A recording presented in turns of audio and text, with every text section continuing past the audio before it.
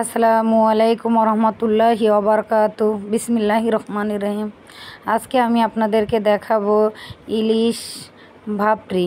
কারণ ইলিশ ভাপড়ি দেখাইতে হইলে তো কলা পাতা লাগে, কিন্তু আমার এখানে কোনো কলা পাতা নেই। তো অনেক খোঁজাখুঁজির পরও যখন পেলাম না, তখন ভাবলাম যে কড়াইয়ের মধ্যেই দেখাই। তো আমি এই ইলিশ ভাপড়িটা, আমার মায়ের হাতের রান্নাটা আমি খুব মিস করতেছিলাম। তো ভাবলাম যে মায়ের হাতের রান্না তো মিস করতেছিলাম, তো এখন তো আর মা রান্না করে দিতে পারবে না, যেহেতু মা গ্রামে।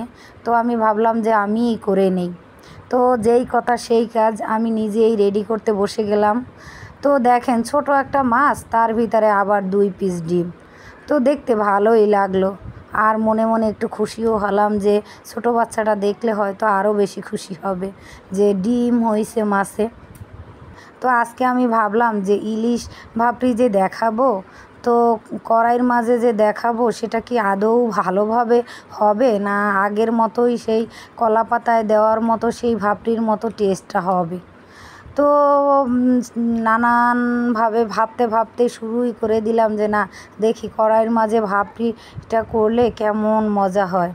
তো আমি এখানে পেঁয়াজ কুচি নিলাম, নিয়ে সুন্দর করে মরিচের ফাঁকি এবং হলুদের ফাঁকি আর স্বাদ মতো লবণ আর কিছুটা সরিষার তেল দিয়ে আমি ভালোভাবে সুন্দরভাবে মাছটাকে মেখে নেব, একেবারে লাল টুকটুকে বউয়ের মতো সাজিয়ে।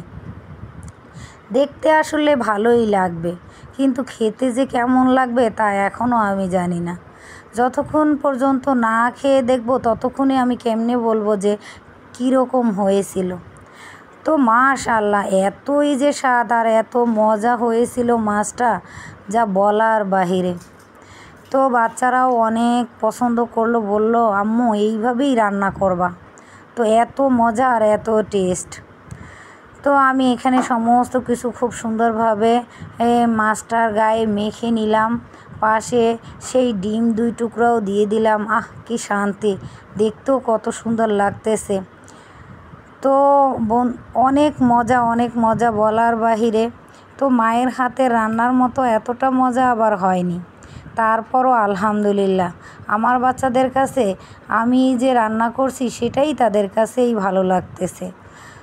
তো আমি ওদেরকে খেতে বসে বললাম যে দেখো, এটাই তোমার নানু যখন করে কলা পাতায় দিয়ে করতো, অনেক ভালোই লাগতো। তো আমি আজকে কড়াইতেই বসিয়ে দিলাম, হালকা লো আঁচ দিয়ে আমি খুব সুন্দরভাবে পানি দেব না, ঢাকনা দিয়ে ঢেকে দেব। তো পেঁয়াজের পানি থেকেই যতটুকু পানি বের হবে তা দিয়েই মোটামুটি মাছটা আমার কষানো হয়ে যাবে।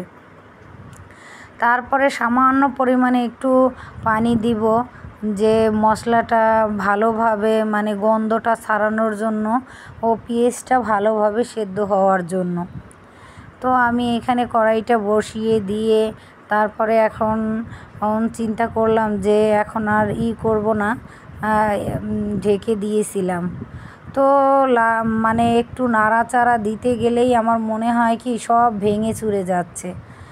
কারণ এটা যদি আমি একটা মানে কলা পাতা দিয়ে দোনো পাশে করে বসাইতাম, তাহলে আর এরকম হতো না। তো আমি অল্প একটু পানি দিয়ে দিলাম, দিয়ে তারপরে ঢেকে দিলাম। তো পুরো মানে মশলাটা একটু যখন মানে কড়াইটা হাত দিয়ে একটু দুলিয়ে দিলাম, কারণ দেখা যায় ভিতরে নাড়া দিলে তো পুরোটাই ভেঙে যাবে। তার আগে আমি একবার নাড়া দিয়ে দেখতেই তো পাচ্ছেন যে লেজটাকে আমি আলাদা করে ফেলাইছি। তো আমার এখানে রান্নাটা প্রায় শেষের দিকে। এই রান্নাটা বা এই রেসিপিটা যদি কারোর ভালো লাগে তো অবশ্যই লাইক, কমেন্ট, শেয়ার করবেন। আমি মানে আপনাদের উৎসাহ এবং আপনাদের পাশে থাকা, এটাই আমার জন্য আলহামদুলিল্লাহ।